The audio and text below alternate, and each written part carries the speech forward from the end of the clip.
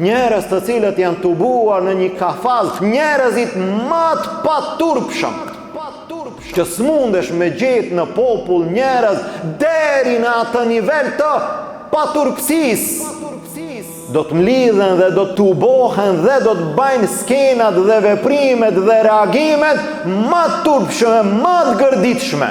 A është ky problemi? Nuk është ky problemi. Po ata çashtu janë, ata janë edhe aty brenda, edhe jashtë. Jeta e tyre është kjo.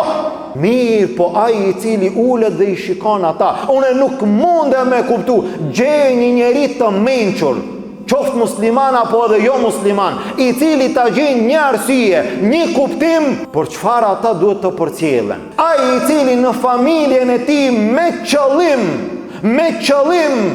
mbjell hipokrizi, me qëllim mbjell shfrenim, mbjell degenerim, mbjell shkatrimin e moralit të familjes së vet, dhe çka mbetet në një popull në të cilin humbet morali. Ky popull ka qenë popull i moralit, i xhelozisë, i nderit.